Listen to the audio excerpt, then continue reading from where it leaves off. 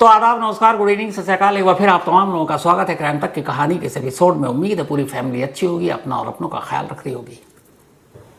कुछ महीने पहले 51 साल का एक शख्स केरल के कोझिकोड डिस्ट्रिक्ट के एक पुलिस स्टेशन में पहुंचता है। तब थाने में बहुत सारे पुलिस वाले थे। वो अंदर जाता है और पूछता है, साहब कहाँ है, मतलब उस थाने के इंचार्ज कौन है। कुछ पुलिस वाले उसे बताते हैं उनका कमरा ये है। वो उस कमरे में जाता है और जाने के बाद वो कहता है कि मेरा नाम मोहम्मद अली है और मैं सरेंडर करने के आया हूं। थाने का इंचार्ज पूछता है कि क्या किया तुमने। उसने कहा कि 40 साल पहले मैंने एक कत्ल किया था। इंस्पेक्टर को लगा कि पता नहीं ये क्या बोल रहा है। उन्होंने कहा, ठीक है, तुमने 40 साल पहले कत्ल किया, तो अब 40 साल बाद क्यों आया। उसने कहा कि मुझे सुकून नहीं मिल रहा है, मुझे गिल्ट फील हो रहा है, मुझे लग रहा है कि मैंने गुनाह किया है और जो किया उसकी मुझे सजा मिलनी चाहिए। तो मैं अपने हिस्से की सजा काटने के लिए आपके पास आया। आप मुझे गिरफ्तार करें एक कत्ल के इल्जाम में, जो कत्ल मैंने किया। अब कातिल सामने खड़ा होकर पुलिस वाले से यह कह रहा है कि मैं कातिल हूं, मैंने कत्ल किया, आप मुझे गिरफ्तार कीजिए। उस इंस्पेक्टर की उलझन ये है कि 40 साल पहले की वो बात कर रहा है और जिस जगह की बात कर रहा है, आप 40 साल पुराने उस केस को कैसे पता करें कि जो सच है, जो कह रहा है सच है नहीं है। फिर तफ्तीश कैसे करें। लेकिन फिर फर्ज की मजबूरी ये कि कातिल खुद इकरार जुर्म कर रहा है, वो भी थाने में आकर पुलिस वाले के सामने, तो छोड़ भी नहीं सकते। तो कहता है, ठीक, अब अपना स्टेटमेंट दो।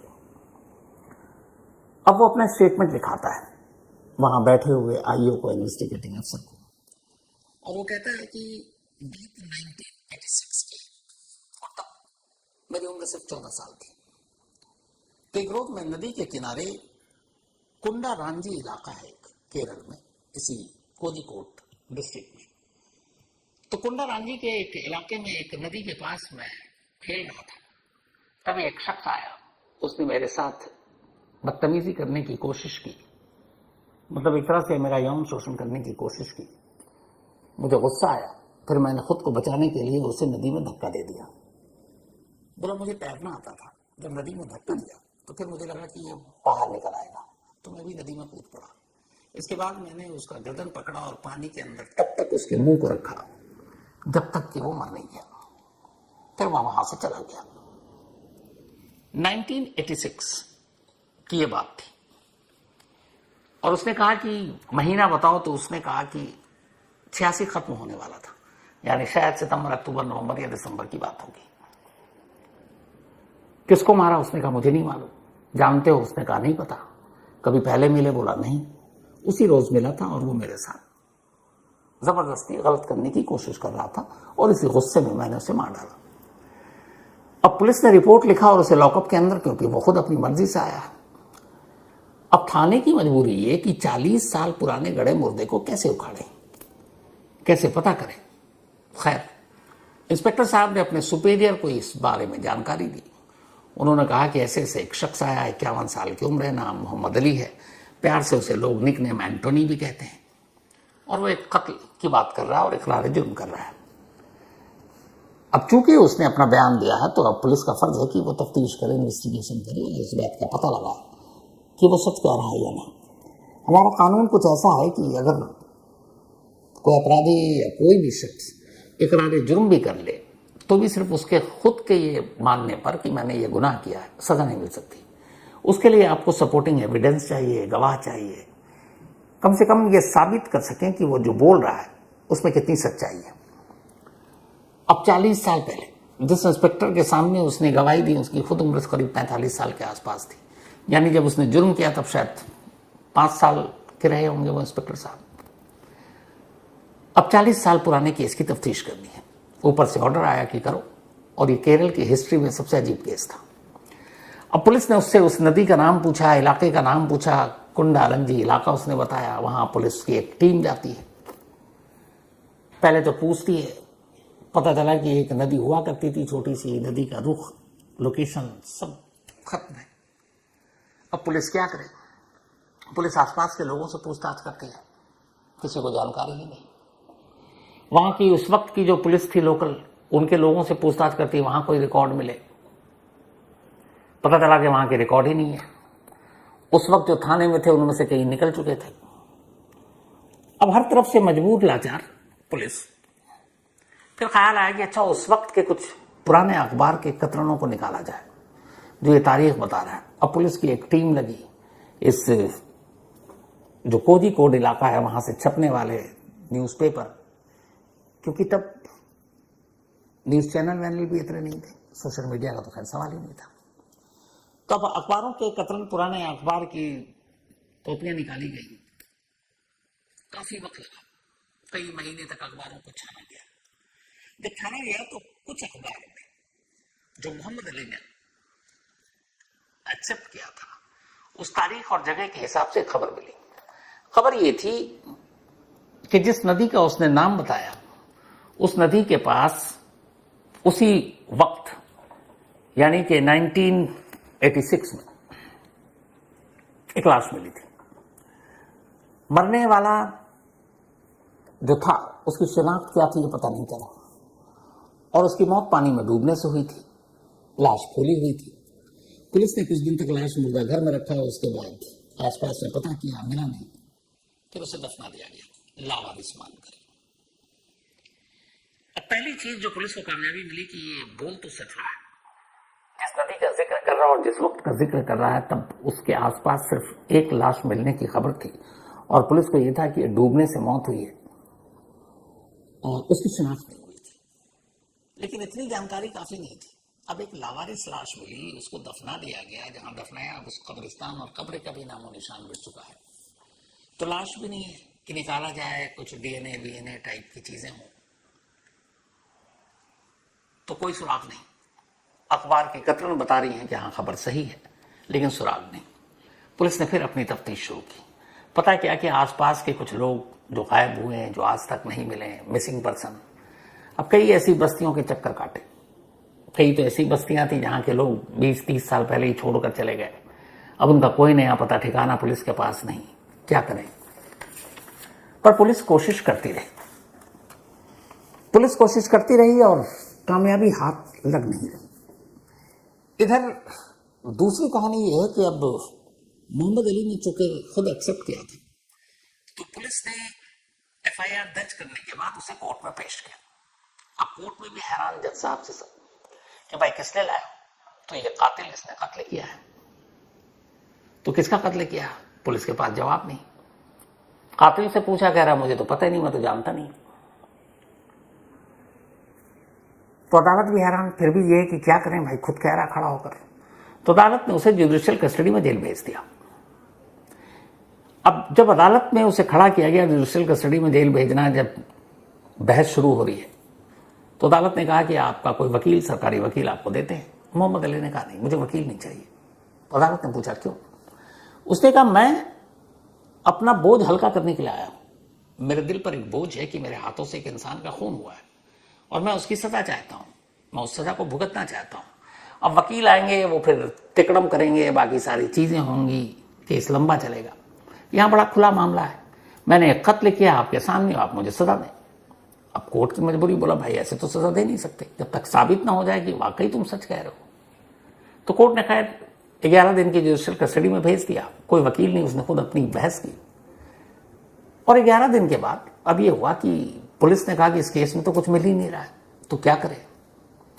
तो यह कि इसको अभी बरी कर दो। 11 दिन के बाद मोहम्मद अली को जेल से छोड़ दिया गया। क्यों? क्योंकि तब तक यह था कि कुछ मिल ही नहीं रहा है।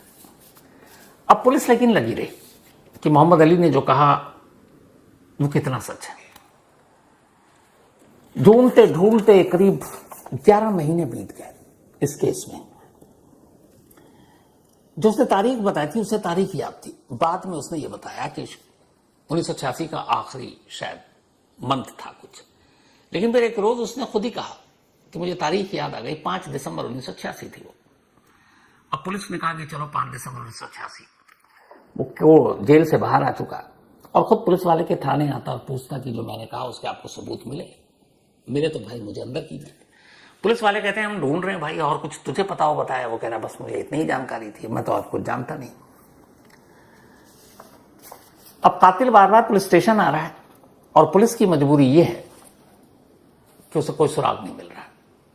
जब उस नदी और उसके आसपास की बस्तियां और इलाकों में लगभग हर घर पुलिस ने छान मारा, कामयाबी नहीं मिली, तब पुलिस को लगा कि शायद जिस शख्स को उसने मारा वो कहीं बाहर से आया था। तब आसपास के इलाकों को देखते हैं। फिर केरल पुलिस ने अपने तमाम आसपास के डिस्ट्रिक्ट की पुलिस को इन्फॉर्म किया कि 1986 में इस एक नदी के किनारे एक शख्स की मौत हुई थी, उसकी लाश मिली थी, लावारिस थी। तो आप लोग पता करें आपके इलाके में कोई ऐसा शख्स था जो 1986 में गायब हुआ और फिर कभी वापस मिला नहीं या कोई रिपोर्ट दर्ज हो मिसिंग की। कुछ दिनों के बाद कुन्नूर जिले से एक फोन आता है और कुन्नूर पुलिस कोझिकोड पुलिस को बताती है कि दिसंबर 1986 में 7 या 8 दिसंबर को एक मिसिंग कंप्लेंट दर्ज हुई थी और ये कुन्नूर जिले के रहने वाला जो शख्स था उसका नाम था मोहनन। मोहनन छोटे मोटे काम करता था, मेहनत मजदूरी करने के लिए घर से बाहर जाता था।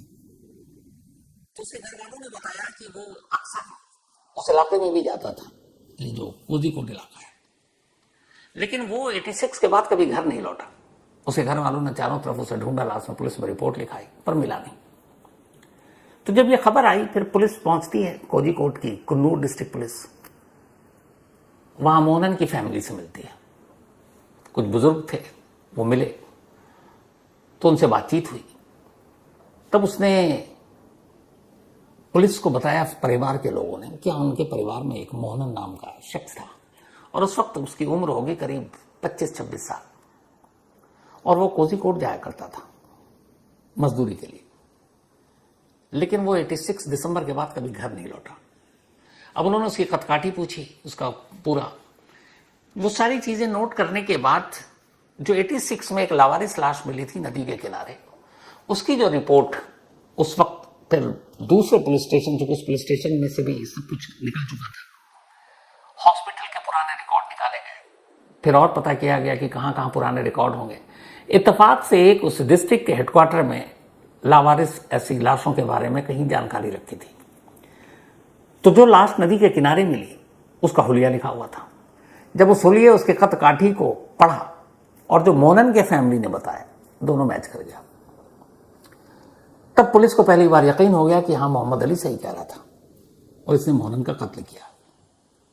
मोहम्मद अली को फिर यह बताया गया।